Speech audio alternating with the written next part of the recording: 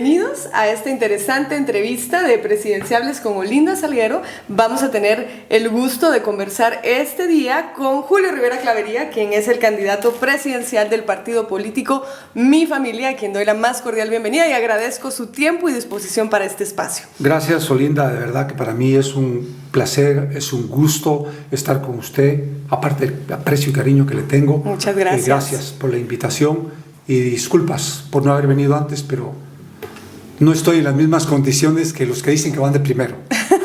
No, muchísimas gracias. La verdad es que este espacio está diseñado como una contribución de Fundación Esquipulas en el proceso electoral de 2023 porque nos interesa precisamente que la gente conozca a todos los candidatos, que conozca sus propuestas y nos interesa mucho esta primera parte. ¿Quién es Julio Rivera Clavería? ¿Quién es la persona, ese hombre detrás de esta candidatura? Mira, Olinda, yo me formo en la Universidad de San Carlos de Guatemala y en la época del enfrentamiento armado yo formé parte del Frente Estudiantil Social Cristiano. Desde luego mi formación es social cristiana. Muchas personas, cuando uno menciona el término social cristiano, rápido lo quieren atar con la izquierda, con el tema de comunismo, nada más alejado de eso. Pero después de cuando termino de estudiar en la universidad, me incorporo a la democracia cristiana, que era la línea a seguir cuando uno era parte del Frente Estudiantil Social Cristiano.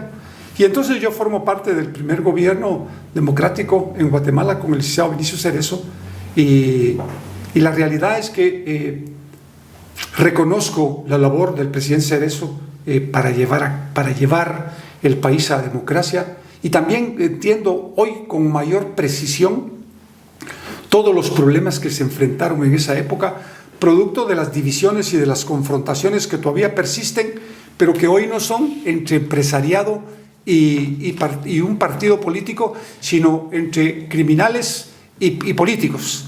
Por lo tanto, creo que es muy importante tener una visión clara de hacia dónde conducir el país políticamente. Pero yo soy un abogado con una maestría en seguridad pública. Me formé en el gobierno. Yo empiezo a trabajar cuando tengo 18 años de edad. Empiezo en el Ministerio Público. En esa época era Ministerio Público Procuraduría General de la Nación y yo llegué a ser subjefe de sección de investigaciones criminales. Y después de eso paso al Banco de Guatemala de Investigaciones Criminales y después me invita al presidente Cerezo a ser director del sistema penitenciario, director de la Guardia de Hacienda, director de control administrativo de la presidencia, viceministro de Gobernación. Después paso al organismo judicial como secretario de la presidencia del organismo judicial. De ahí regreso como viceministro y por último el presidente Alejandro Maldonado me invita a ser su secretario del Sistema Nacional de Seguridad. Por lo tanto, toda mi formación es dentro del Estado. Yo soy un hombre de Estado. Y mucho en seguridad. Es especialmente en el ámbito de seguridad y de justicia. Ahí se desarrolla toda mi vida profesional y mi vida personal dentro del Estado. Por eso es que cuando me preguntan si yo tengo algún tipo de relación con el empresariado, especialmente con el CACIF, les digo, no conozco absolutamente a nadie de ellos, porque la realidad es que yo nunca he trabajado en la iniciativa privada. Mi formación ha sido el Estado, desde muy joven. Por lo tanto, en el Estado sí, los 380,000 trabajadores sí me conocen. Bueno, pues mire, un resumen pues muy rápido también de toda una vida de servicio, sí, ¿no? Sí. Y cuéntenos un poquito del partido político Mi Familia. ¿Cuáles son sus principios? ¿Cuáles son sus principales postulados?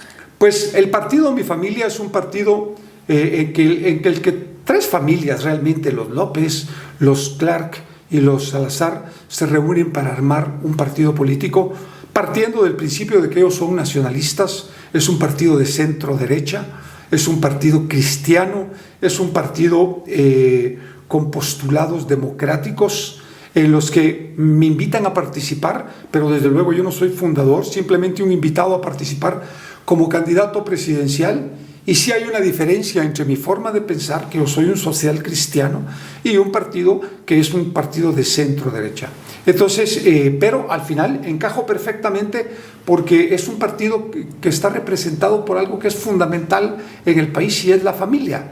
La familia es la base de la sociedad y creo que ese es uno de los grandes y graves problemas que está enfrentando el país hoy, porque después de caminar durante muchísimos años el país, Olinda, desde 1974 para la fecha, yo he visto el desarrollo del país y he visto los retrocesos que hemos tenido. Y la familia es uno de esos retrocesos. Y tenemos que replantear el país para que no se siga desintegrando la familia guatemalteca. Porque de verdad es muy penoso lo que está sucediendo y eso va directamente relacionado con el tema migratorio. Y bueno, precisamente ese es uno de los temas que hemos priorizado en este espacio, la migración vista desde muchísimas variables, pero nos interesa conocer qué es lo que usted está proponiendo para abordarlo en su plan de gobierno y en una eventual presidencia. Mira, yo he tenido la suerte de que tengo familia que es migrante. Mi hermana tiene de vivir en Estados Unidos, si no estoy mal, como 45 o 50 años. Por lo tanto, yo conozco de primera mano la problemática que sufren los migrantes y lo duro que es ese trabajo. Pero en Guatemala, yo me puse en contacto, mejor dicho, con un grupo que se llama G7, que es una de las plataformas de migrantes en Estados Unidos muy grande, y tuvimos la suerte de platicar. Y entonces yo les decía que me plantearan ellos cuáles eran, digamos, sus intereses más importantes a desarrollar en Guatemala y que nos pusiéramos de acuerdo. Y en esa línea ellos me plantearon varios temas que para mí son fundamentales y que los creo además. Primero, la creación del Distrito 24 para poder elegir candidatos a diputados migrantes, que creo que es correcto. Porque efectivamente ellos el año pasado le llevaron a las arcas del país 18,000 millones de dólares. Y eso va en aumento. Y va en aumento. Este año van a ser posiblemente 20,000 millones de dólares. El segundo planteamiento que me hicieron fue la creación del Banco del Migrante, que no es una propuesta de ningún partido político, sino que es una idea real de los migrantes, porque en el cambio del dólar al quetzal, prácticamente pierden el 8% de la cantidad, lo cual me parece una barbaridad por parte de los bancos del sistema. Además lo digo abiertamente porque así es, y creo que eso hay que favorecer a los migrantes, porque al final la gente no sabe que tienen 1, 2, 3 o 4 puestos de trabajo para poder mandar esas cantidades de dinero que envían a Guatemala. Y en tercer lugar, también me plantearon que se creara el Viceministerio de Relaciones Exteriores. Yo cuál les dije, en el Ministerio de Relaciones Exteriores, el Viceministerio del Migrante, lo cual yo estoy completo y totalmente de acuerdo. Hay que darle prioridad a 4 millones de guatemaltecos que están fuera, o 2, lo que sea. Pero yo creo que, por ejemplo, en California, en estos momentos hay un promedio de 2 millones de guatemaltecos, y en total hacen como 3,5 o 4 millones, y creo que hay que darles la oportunidad. Yo me comprometí con ellos a que efectivamente yo voy a cumplir con esa parte y también a desarrollar toda una serie de programas conjuntamente con las organizaciones de la sociedad civil para proyectar al migrante para que se incorpore a la micro, pequeña y mediana empresa en Guatemala. Porque yo he visto que el problema es que envían la remesa y entonces quienes se quedan en Guatemala solo están a la espera de recibir esa remesa. Los niños, los jóvenes ni estudian ni trabajan, ni las parejas, absolutamente nadie. Ellos mantienen la casa, todos están dependiendo de una remesa. Por lo tanto, la experiencia a mí del caminar en el país me dice que la micro, pequeña, mediana empresa y el cooperativismo son la solución a la problemática de falta de trabajo en el país, Olinda. Mira, ellos generan el 80% de los puestos de trabajo. Y no solo eso, sino que a mí me da mucho gusto cuando veo esas microempresas agrícolas de campesinos o de indígenas funcionando y ganando plata. O esas pequeñas o medianas empresas ya industriales o comerciales, y uno se siente como satisfecho y dice, esta es la línea. Y esa es la línea que tiene que prevalecer hoy en Guatemala. Es la única forma que tenemos para desarrollarla. No existe otra. La inversión extranjera va a venir si tenemos mano de obra calificada y si tenemos técnicos. Y eso implica que efectivamente en cada uno de los departamentos tengamos ya institutos técnicos. Porque el sistema educativo responde a lo que yo necesitaba en los años 50 y 60. Ya nos quedamos un poco rezagados.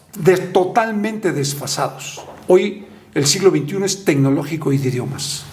Bueno, y además con todo este caminar en el país desde el 72, 74, pues ya muchísimos años, también habrá podido observar otra cuestión que creemos que es sumamente penoso y que obstaculiza poder tener mano de obra calificada y nuestro desarrollo en general. Guatemala lidera, y no solo a nivel latinoamericano, sino a nivel global, los índices de desnutrición. Sí. La inseguridad alimentaria y nutricional es una realidad y nos gustaría conocer cómo ustedes están abordando ese tema en las propuestas. Es una tragedia, Olinda, es una vergüenza. A mí me avergüenza. De verdad, te lo digo de corazón, me avergüenza totalmente que esto esté pasando en Guatemala. De acuerdo con los datos de UNICEF, 49.8% de los niños sufren desnutrición crónica. Eso significa que 2 de cada 5 niños sufren desnutrición. Pero en términos generales, el 3.8 millones de habitantes sufren algún tipo de desnutrición. No puede ni debe ser. ¿Cómo lo vamos a abordar? En la Presidencia de la República funciona la Secretaría de Nutrición Nacional, la CENSAN, no sé exactamente, Secretaría Nacional. La CENSAN, sí. Sí. El grave problema es que toda la problemática de la desnutrición está mal tratada, es decir, hay por una parte el Ministerio de Salud, por otra parte el Ministerio de Educación, por otra parte el Ministerio de Desarrollo, por otra parte el Ministerio de Agricultura, y por otra parte el Ministerio de Salud. Más la cooperación. Más la cooperación internacional e internacional. Entonces, digamos, todos estos funcionan cada uno por su lado. Lo que hay que hacer es centralizar absolutamente todo el esfuerzo en una sola unidad. Y yo creo que debe ser la CENSAN. Porque efectivamente, si no centralizas y coordinas todo ese esfuerzo, van a haber fugas de diferentes formas. Primero de corrupción, segundo de incapacidad, tercero de falta de resultados, etc. Por lo tanto, si lo centralizamos, si lo coordinamos, el presidente, yo, voy a poder exigir resultados. Y yo no puedo decirte cuánto podríamos bajar en 1 año o en 4 años, porque creo que esto va a depender del impulso tan grande que se lo pueda dar. Y aquí centralizaría el esfuerzo de la cooperación internacional y nacional y exigiríamos resultados. ¿Qué es lo que no pasa? Porque es un tema de corrupción. Es que desgraciadamente es un tema de corrupción. Todo se ha convertido en un tema de corrupción. Donde uno toque, hay corrupción. Y solo te dejo este último dato. De acuerdo con una investigación que hicieron los norteamericanos, en Guatemala se pierden anualmente 25.000 millones de quetzales en corrupción. Yo, en lo personal, no lo creo que sean 25.000 millones. Yo creo que andamos rondando los 40.000 millones de quetzales. Dios mío. Sí, 40.000 millones de quetzales. Eso implica todo un esfuerzo para parar la corrupción, porque ese dinero... Una tercera parte del presupuesto.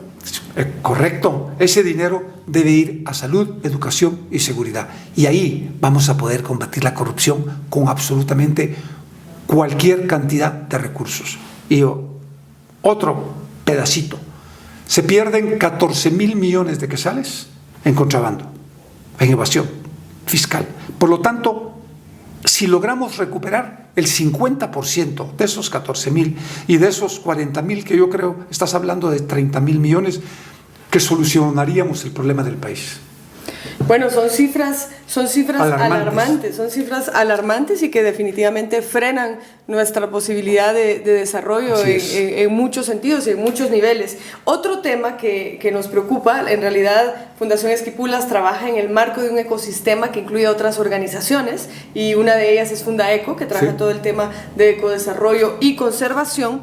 Y el cambio climático, que es real, que nos afecta muchísimo más de lo que pensamos. Bueno, mientras estamos grabando esta entrevista, estamos sudando, nos hemos estado quejando de que probablemente ayer y hoy han sido los días más calurosos, y hemos visto imágenes de Nueva York, de cómo se están quemando los bosques en Canadá y ponen naranja en Nueva York, o todo lo que está pasando en las tierras en Guatemala, lo que tiene que ver también con la calidad de vida de la gente, con la productividad, con nuestra competitividad y con nuestras posibilidades de desarrollo. ¿Cómo ustedes interpretan o perciben el tema del cambio climático y sobre todo los efectos que tienen nuestros países, y qué están proponiendo para enfrentarlo? Yo no soy experto en el tema, pero sí entiendo el tema perfectamente. Mira, en ese caminar de 1974 para acá, la primera vez que yo voy a Petén ha de haber sido 1976, porque 1975, yo trabajaba en el Ministerio Público y fui a ver un caso a Petén. Y yo me recuerdo que me fui en bus, y en esa época no existía el puente del Río Dulce, sino que uno lo pasaba en una balsa. En un ferry. En un ferry, exacto. Y al llegar allá, uno empezaba a entrar Petén y uno empezaba a ver la selva tupida. Después tuve la suerte de sobrevolarlo, porque volví a regresar a ver otro caso. Y era una inmensidad de verde. Pero ¿qué sucede 40, 50 años después, o 60 años después, 50 años después? Que cuando yo vuelvo a regresar, además me fascina Petén, resulta que hoy está completo y totalmente deforestado. Completamente deforestado. Eso que dicen que es una selva, eso ya no es una selva. A pesar de los esfuerzos de la creación de la biosfera maya, del sistema de áreas protegidas. Aún en contra de todo esto, la criminalidad se ha encargado de una deforestación espantosa. Y yo se lo he dicho a los propios peteneros. Ellos son los grandes responsables de esa deforestación porque la permitieron. Entonces, ¿qué es lo que yo creo que hay que hacer? Lo primero, creo que el ejército debe jugar un papel distinto en Petén. Allá tenemos que tener por lo menos 4 brigadas, pero de verdad 4 brigadas. Partir en 4 el Petén y meter 4 brigadas para combatir la deforestación, el robo de productos de toda la arqueología e historia que hay allá, y de alguna manera contener el contrabando y contener el narcotráfico, que no va a ser fácil, no, pero hay que empezar por algo, iniciar todo un proceso de reforestación de árboles frutales y de árboles forestales. Lo mismo en todo el país, porque ves Huehuetenango, ves San Marcos, ves Quiché, ves el Oriente, todo se ha deforestado, y sin embargo a la gente en muchos de los casos no les importa. Guatemala significa tierra de árboles. Sí, y no les importa, Olinda. Ya no tenemos árboles. Yo me quedo impresionado de ver la contaminación de los ríos y de los lagos. Te lo juro. Yo digo, ¿pero cómo es posible que la gente no entienda que en Atitlán la gente vive de eso, de ese lago? Y sin embargo lo están contaminando y no les importa. Hay que ver lo que ha pasado en el lago de Amatitlán. Claro, que va a costar 20 veces más rescatarlo, porque no es un tema solo de agüita mágica. Es un tema en el que hay que meterse de cabeza a resolverlo. Pero se puede rescatar. Se puede rescatar, porque además es una fuente de agua dulce para el futuro. Bueno, rescataron el Rin en Alemania. Claro, porque no se va a rescatar Por eso te digo, son fuentes de agua potable, de agua dulce potable para el futuro, porque cada vez la población va creciendo más. Y ahí quiero hacer un paréntesis, que es un tema en lo que yo creo en lo personal: la educación sexual. Yo le voy a exigir a las escuelas y le voy a exigir a las iglesias, tanto católica como evangélica, que se metan a plantear ese tema. No puede ser posible. No puede ser posible que nosotros vayamos reproduciéndonos de una manera tan rápida cuando vemos que la problemática social y económica cada vez es mayor. Creo que hay que tener responsabilidad en ese sentido. Y creo que hay que buscar alternativas para que la gente entienda que no solo se trata de tener hijos, sino que se trata de educarlos, darles una buena vida y darles la oportunidad de poderse desarrollar en el futuro, Olinda, porque eso es uno de los temas que a mí me preocupa muchísimo. Pero me siento a la vez satisfecho. Y te voy a explicar por qué. Porque en este caminar, yo me recuerdo que en esa época, en esos años, la gente tenía 8, 10, 9, 10, 11, 12, 15 hijos. Todavía algunas familias lo tienen, pero hoy la generalidad, por ejemplo, en el occidente, entre el indígena, es 2 hijos. Y casi todos van ahí. Y esto te comienza a aliviar, porque yo estoy pensando en 20, 30 años adelante. Y el problema ¿qué va a hacer de toda esta gente? Es correcto.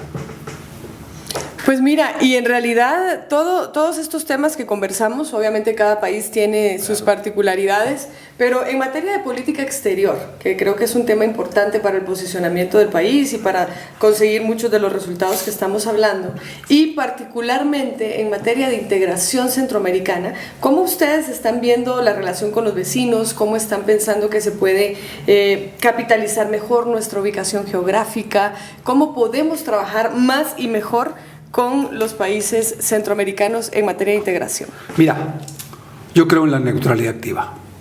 Fue una propuesta de la democracia cristiana y que para mí deberían de haberla seguido, debieron de haberla los gobiernos posteriores mantenido.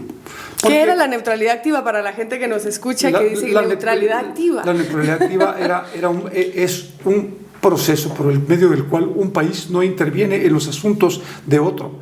Y creo que uno puede, en esa misma medida, se podían hacer planteamientos para mantener y fortalecer la democracia como sistema político y sistema de vida. Y especialmente porque en la época que la democracia cristiana y el presidente Cerezo formulan esta política de neutralidad activa, estábamos en medio todavía en la Guerra Fría y en medio de una guerra interna. Y en medio de la guerra interna y de la guerra regional. Por lo tanto, yo creo que esta es una propuesta que deberíamos de mantener por una razón simple, porque hoy las guerras son contra la criminalidad y eso es lo que viene. Y entonces, si no, mira México, eso es lo que viene y uno tiene que tener claridad absoluta de lo que viene.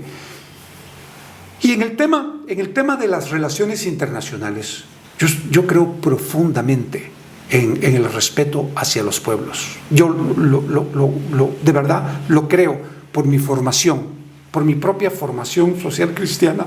Yo soy un hombre de vocación democrática, que creo en el diálogo como el mecanismo para entrar en consensos y en acuerdos. Por lo tanto, esa va a ser parte de la propuesta de un nuevo Ministerio de Relaciones Exteriores que se preocupe por buscar nichos de comercio para la micro, pequeña, mediana empresa y el cooperativismo. Mira, esa debería ser el gran esfuerzo del Ministerio de Relaciones Exteriores y mejorar las relaciones con otros países.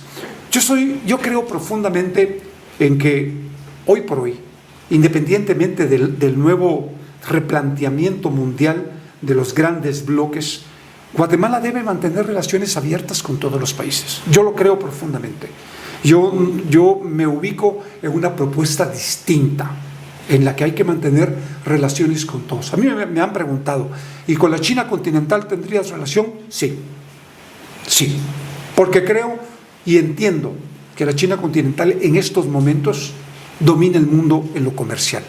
Y entonces, ¿qué es el gran interés de los guatemaltecos? ¿Cuál debería ser el gran interés de los guatemaltecos? Ver cómo entramos en un mercado de 1.600 millones de personas, con café, con cardamomo, con yo no sé, con qué otros productos, pero ese debería ser el gran objetivo. Y por último, el tema de la relación con los países centroamericanos. Yo creo profundamente en la integración centroamericana. Para mí, ese es el no entenderlo, es enviarnos al matadero, es ponernos en el filo del despeñadero, porque no es lo mismo que yo pueda plantearle al mundo una propuesta económica en la que estemos representados todos los países centroamericanos, que hemos de sumar 45 millones. Bueno, ya si contamos a República Dominicana, en 48. El marco de ya somos más de 60. Bueno, más de 60. Panamá, Belice. Bueno, más de 60 millones de habitantes. Es una propuesta seria, de bloque. Y creo que eso es lo primero. Y la segunda, la integración política. Es fundamental para los años venideros. El seguir dividiéndonos y el seguir confrontándonos no nos lleva absolutamente a nada.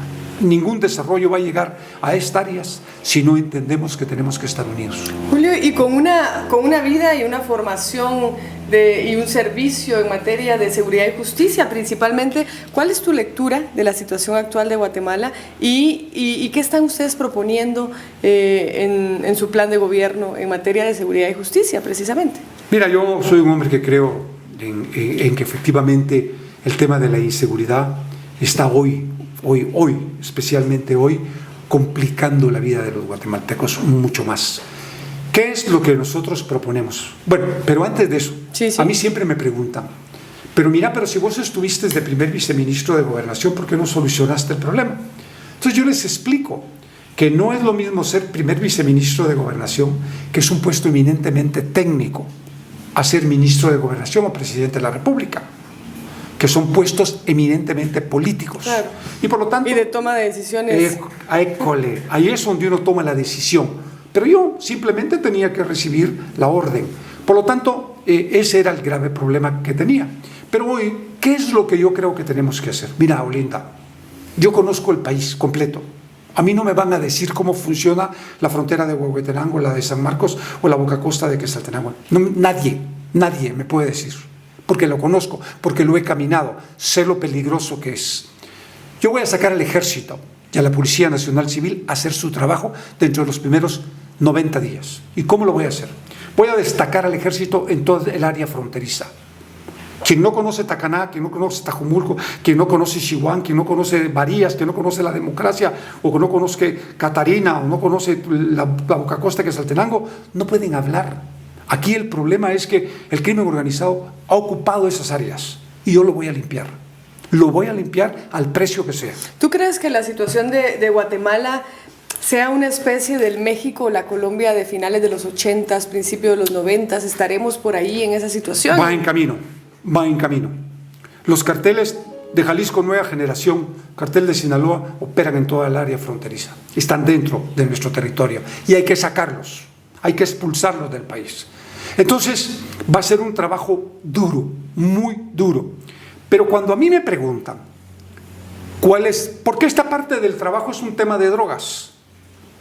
Y yo me voy a sentar con los norteamericanos y les voy a pedir que si ellos quieren resolver realmente el problema de las drogas en Guatemala, primero me incrementen el número de agentes de la DEA y me incrementen el número de agentes de la CIA. Porque es la única forma que tenemos para que efectivamente haya resultados en materia de inteligencia y en materia de investigación criminal. Porque no se puede matar a la gente, se va a poner a disposición de los tribunales y el Ministerio Público va a hacer esa otra parte del trabajo. Yo no voy a mantener a absolutamente nadie que no haga la parte del trabajo que le corresponde. Eso es una promesa al pueblo de Guatemala y yo lo hago, Linda. Yo voy de salida de la vida y yo lo tengo claro. Pero yo sí sé lo que tengo que hacer. Entonces a mí hay veces me preguntan, pero mira Julio, para vos ¿cuál es el problema más serio en Guatemala? ¿El narcotráfico? No, es un problema de los norteamericanos, que con ellos los vamos a resolver y ellos van a tener que hacer la gran parte del trabajo. Y yo les voy a apoyar legalmente y operacionalmente. Pero el grave problema, Olinda, son las maras. Mira, Olinda, en Guatemala ellos son responsables por lo menos del 80% de los asesinatos que se suceden en Guatemala. Fíjate lo que te estoy diciendo, eso no es broma. Aquí extorsionan a cualquiera. Me fui a comer un chuco con el chino ahí, por cierto, le estoy haciendo propaganda al chino a las zonas 5. Que valga. Sí, y pues ellos son muy buenos, déjame decir. Y me estaba comiendo un chuco parado a la par de un taxista y me dice, mire Julio, me dice, usted no se imagina en la cantidad de extorsión que nosotros sufrimos. Ellos pagan 400 quetzales semanales solo de extorsión a 3 clicas diferentes. No les puede alcanzar el dinero así, pero igual a las tortillerías, igual a las oficinas, todo mundo. paga extorsión. Como estaba pasando en El Salvador. Correcto. Y quien no paga extorsión, lo matan. De hecho, hoy mataron a una pareja y a su bebecita, lo lograron proteger. Ellos, quedó viva el bebé, lo cual es una... Mira, a mí cuando esas cosas suceden, yo voy a salir de cacería detrás de esas gentes. Y yo no juego. Yo quiero que los guatemaltecos lo entiendan. Yo no juego. Yo no soy un hombre con el que se juega.